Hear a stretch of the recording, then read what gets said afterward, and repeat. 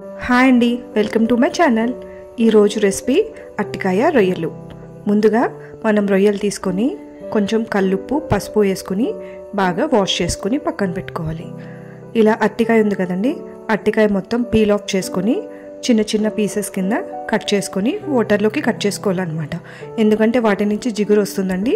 So మనం potato ఎట్లా cut చేసుకుంటామో అరటికాయ కూడా అట్లాగే వాటర్లోకి కట్ చేసుకొని పెట్టుకోవాలి. స్టవ్ ఆన్ చేసుకొని కడాయి పెట్టుకుని 2 టేబుల్ స్పూన్స్ ఆఫ్ ఆయిల్ వేసుకొని మనం కడిగి పెట్టుకున్న ప్రాన్స్ని మైల్డ్గా ఫ్రై చేసుకోండి. సో ఈ విధంగా మైల్డ్గా ఫ్రై చేసుకున్న తర్వాత పక్కన పెట్టుకోండి.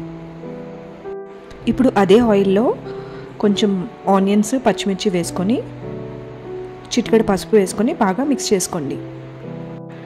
ఆనియన్స్ కొంచెం మగ్గిన తర్వాత 1 టేబుల్ స్పూన్ ఆఫ్ అల్లం వెల్లుల్లి పేస్ట్ వేసుకొని బాగా మిక్స్ చేసుకోండి.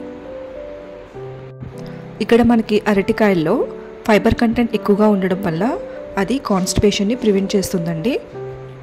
ఇలా మనకి ఉల్లిపాయలన్నీ కూడా బాగా మగ్గిన తర్వాత అరటికాయలు మీరు కోసుకున్నటువంటి అరటికాయలు వేసేసుకొని తగినంత ఉప్పు, అలాగే garam masala and coriander powder, అలాగే కారం, మీ టేస్ట్కి సరిపడినంత కారం వేసుకొని బాగా మిక్స్ చేసుకోండి.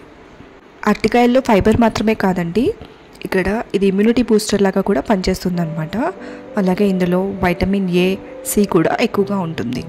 తర్వాత మీరు ప్రాన్స్ వేసేసుకొని బాగా మిక్స్ చేసుకున్న తర్వాత కొద్దిగా వాటర్ పోసుకొని మూత పెట్టేసేయండి.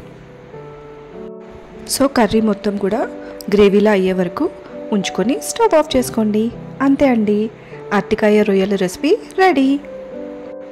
మీ అందరూ కూడా ఒకసారి ట్రై చేసి చూడండి. Thank you.